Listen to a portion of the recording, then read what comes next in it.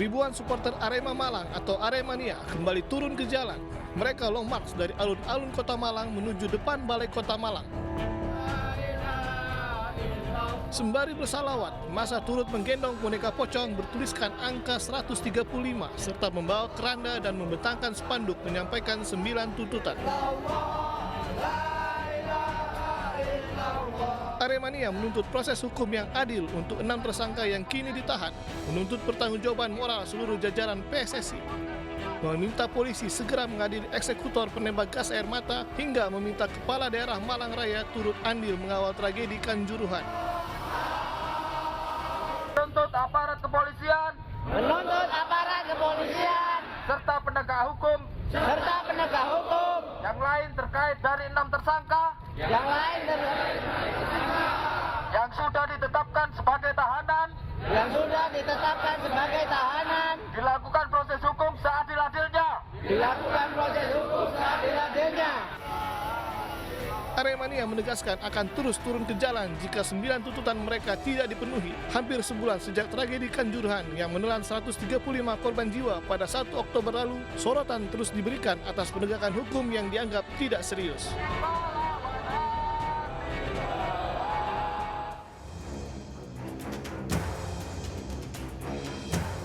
Sanima, 24 tahun, warga Kampung Pengarengan, Kecamatan Sukawangi, Kabupaten Bekasi, Jawa Barat, tewas usai ditabrak pengendara motor. Aksinya pun terekam kamera pengawas. Melihat korban terkapar, pelaku sempat menolong korban namun akhirnya melarikan diri. Usai mendapatkan perawatan selama 2 hari di klinik dan RSUD, korban menghembuskan napas terakhirnya. Dari hasil pemeriksaan menunjukkan terdapat gumpalan darah di kepala korban. Pelaku ini habis nabrak langsung lari atau gimana, Bu? Enggak, bantuin dulu dia di sini bantuin nolongin, ngegotong gitu kan ya. Karena dia bersikeras ngomongnya, saya mah di sini bantuin nolongin, ngangkat dia ke klinik gitu. Dia nggak kabur, ada di sini bantuin, tapi perginya tuh nggak ketahuan, tahu-tahu nggak ada gitu, hilang aja. Korban luka di mana, Bu? Kepala. Kelihatannya begitu 1x24 jam baru kelihatan ada memar di kepala. Jenazah Sanima dimakamkan di tempat pemakaman keluarga yang tidak jauh dari rumahnya. Usai melihat hasil rekaman CCTV, keluarga melaporkan kejadian tersebut ke Polsek Tambelang dan berharap kepada petugas kepolisian agar segera menangkap pelaku tabrak lari.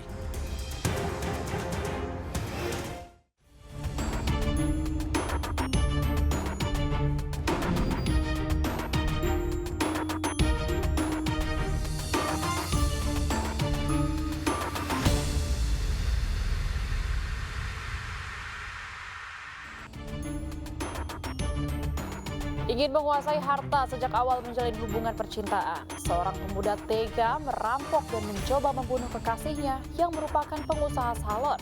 Aksinya gagal setelah korban yang lolos dari baut meminta pertolongan warga. Sementara pelaku ditangkap saat bersembunyi di rumah kekasihnya yang lain. Ya pemirsa, selain kasus tadi, 1 jam ke depan Realita juga akan menghadirkan berita-berita kriminal pilihan. Bersama saya, Bibi Kristami.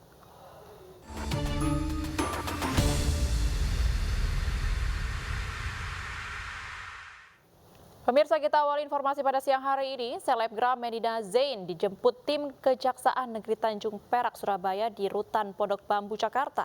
Medina akan diadili di Pengadilan Negeri Surabaya atas kasus penipuan jual beli tas Hermes palsu.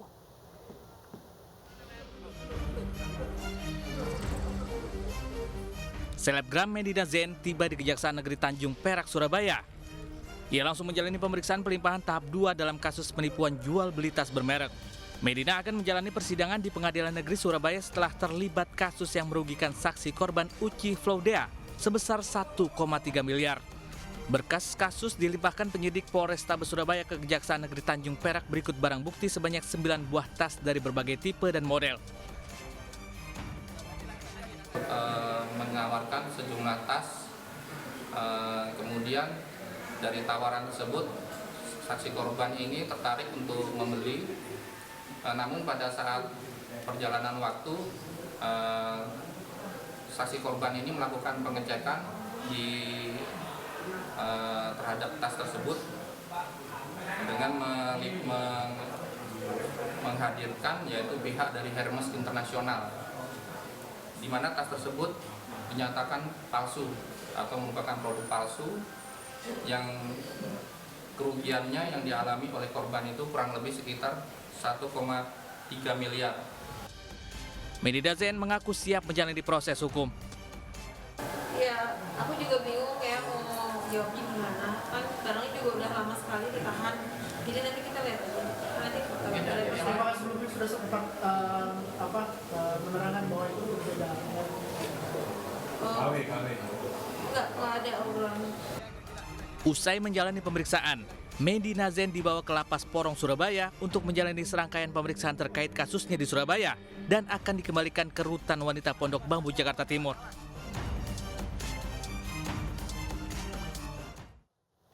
Selanjutnya pemirsa, tawuran maut antar dua kelompok pemuda di kawasan Kenjeran, Surabaya, Jawa Timur menewaskan 1 orang. 3 pelaku ditangkap, di mana 1 masih di bawah umur dengan barang bukti senjata tajam berukuran raksasa.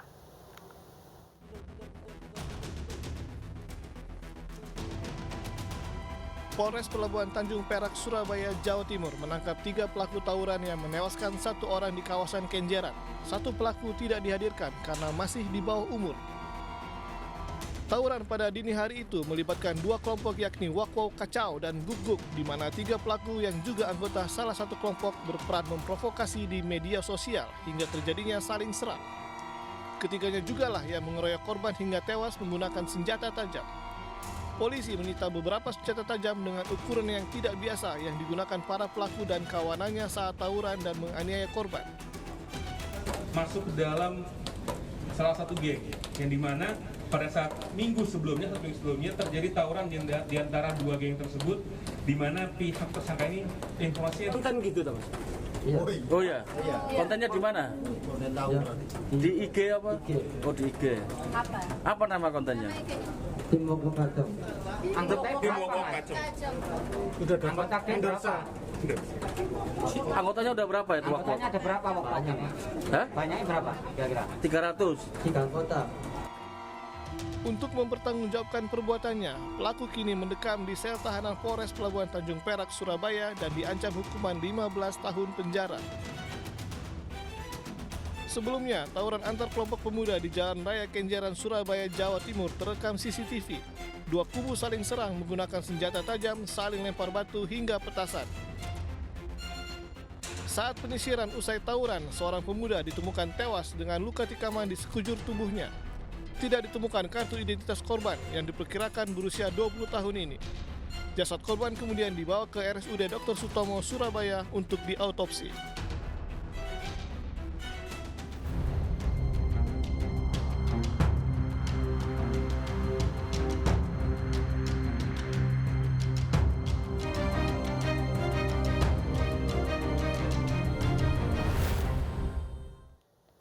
Tergiur harta, seorang pemuda di Pekalongan, Jawa Tengah tega merampok dan menganiaya kekasihnya yang juga pengusaha salon kecantikan. Usai merampas barang berharga korban, polisi menangkap pelaku saat bersembunyi di rumah kekasihnya yang lain.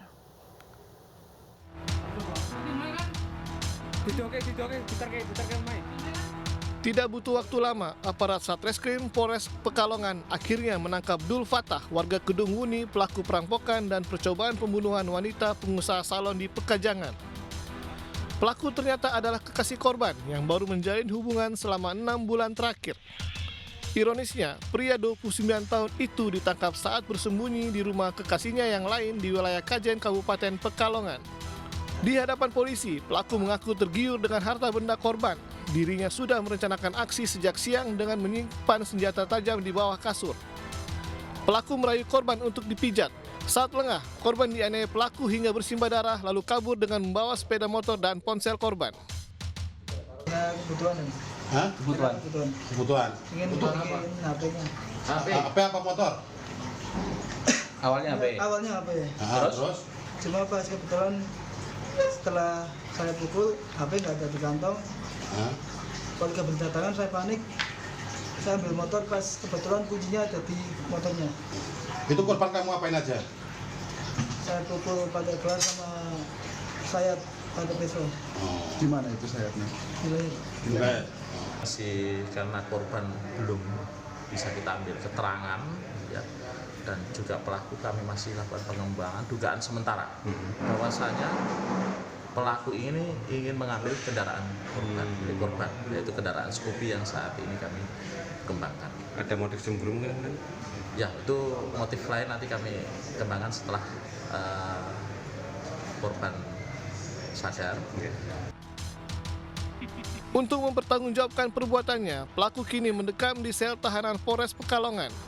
Polisi masih mendalami motif pelaku dan menunggu kondisi korban pulih untuk dimintai keterangan terkait kejadian yang menimpanya. Sebelumnya, warga Pekejangan, Kedung Wuni, Kabupaten Pekalongan digegerkan suara minta tolong Yusriani, seorang wanita pengusaha salon kecantikan dari dalam rumah yang juga merangkap salon. Saat warga datang, korban ditemukan bersimbah darah dengan luka sayatan di leher dan memar di kepala.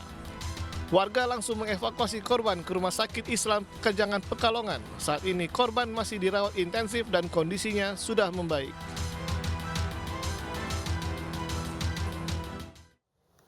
Seorang wanita Parubaya yang ditemukan tewas di rumahnya di Kalideres, Jakarta Barat pada Jumat malam lalu ternyata dibunuh oleh mantan iparnya. Selain merampok perhiasan, pelaku juga tersinggung dengan perkataan korban saat mengurus perubahan data di kartu keluarga karena bercerai.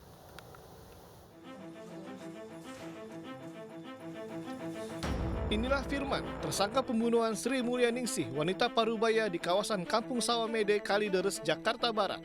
Pria 36 tahun ini ditangkap dalam pelariannya di Tegal, Jawa Tengah. Dari tangannya disita perhiasan emas milik korban seberat 30 gram yang sebagiannya telah dijual, uang jutaan rupiah, ponsel, serta pakaian korban sebagai barang bukti. Selain merampas barang berharga korban, tersangka tega membunuh mantan saudara iparnya itu lantaran tersinggung dengan perkataan korban saat mengurus perubahan data di kartu keluarga usai bercerai dengan istrinya. Keduanya cekcok di rumah korban yang berujung dengan penganiayaan yang menyebabkan korban tewas. Pelaku datang ke rumah korban pada awalnya dengan niat untuk mengurus KK, pemisahan kartu keluarga antara pelaku dengan istrinya. Namun korban menurut pengakuan si pelaku justru menyalahkan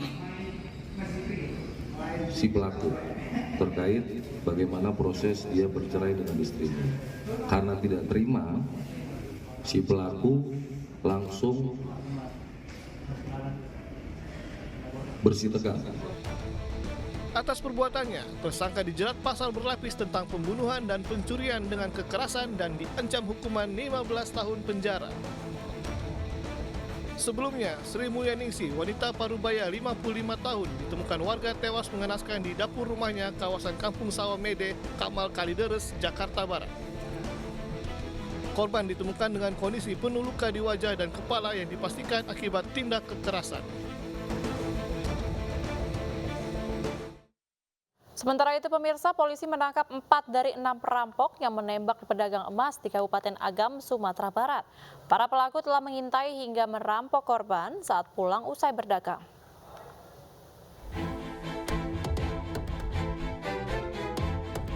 Polisi menangkap 4 perampok pedagang emas di Kota Padang, Solok, dan Indragiri, Hulu Riau. Sementara 2 pelaku lain masih buron. Komplotan ini telah merencanakan perampokan setelah mengintai korban secara intensif 2 bulan sebelum beraksi. Para pelaku mengintai korban yakni pedagang emas pulang berdagang di Pasar Lawang. 4 pelaku naik mobil mengikuti dan menabrak mobil korban saat melintas di Jalan Raya Bukit Tinggi, Lubuk Basung, Kecamatan Matur. Lalu pelaku menodong dan melukai korban dengan senjata api dan memaksa korban menyerahkan uang dan emas. Dalam pelariannya, pelaku membakar mobilnya lalu melarikan diri dengan mobil bak terbuka yang telah disiapkan sebelumnya. Dari tangan perampok, polisi mengamankan emas yang sudah dilebur dan uang tunai sebanyak 400 juta rupiah.